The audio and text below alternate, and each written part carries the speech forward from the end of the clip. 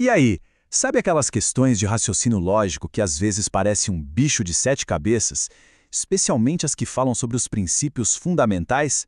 Pois é, eles são a base de tudo, e hoje a gente vai desvendar esses conceitos de uma vez por todas. Ok? Para começar, que tal um desafio real? Olha só essa questão de concurso. A pergunta é, basicamente, qual é o nome do princípio que diz que uma coisa não pode ser verdade e mentira ao mesmo tempo? Vamos deixar essa pergunta no ar. Lá no final, a resposta vai parecer óbvia. Bora lá, vamos começar pelo começo, né? O primeiro grande pilar da lógica, o princípio da identidade. Esse aqui, olha, talvez seja o mais intuitivo de todos, pode apostar. A definição formal é bem direta. Se uma proposição é verdadeira, ela é verdadeira. Se ela é falsa, ela é falsa. Parece óbvio, né? E a ideia é essa mesma. A forma mais fácil de gravar isso é com a frase "é o que é", ponto final. Basicamente, uma coisa é sempre idêntica a si mesma. Sem mistério. E o que isso quer dizer na prática? Bom, se a gente afirma que a proposição A é verdadeira, então naquele contexto A é verdadeira. O valor lógico dela não fica mudando sozinho, sabe? Ele é idêntico a si mesmo. Então, para resumir tudo, a palavra-chave para o princípio da identidade é igualdade. Uma coisa é sempre igual a si mesma. Fechou. Beleza, primeiro pilar entendido. Agora vamos para o segundo, o princípio da não contradição. E ó, fica de olho porque é esse aqui que tem tudo a ver com a nossa questão lá do início. Olha só a definição, soa familiar?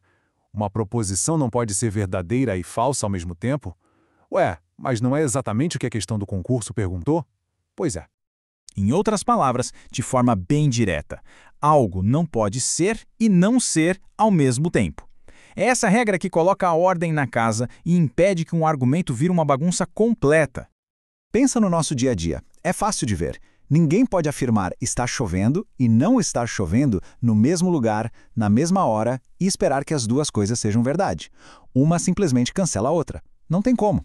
E isso nos leva direto para a nossa segunda palavra-chave. Se no princípio da identidade a palavra era igualdade, aqui na não contradição a palavra é conflito. A lógica simplesmente não permite esse conflito, essa coexistência entre verdadeiro e falso.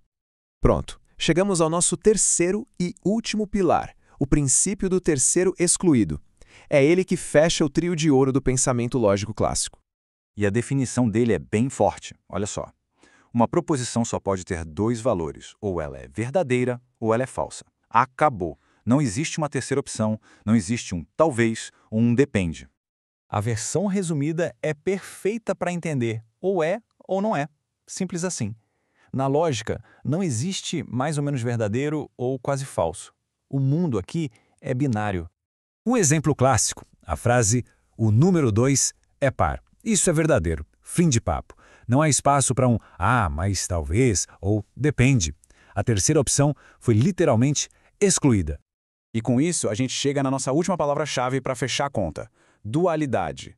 A lógica clássica opera com essa dualidade, verdadeiro ou falso. Dois valores e apenas dois.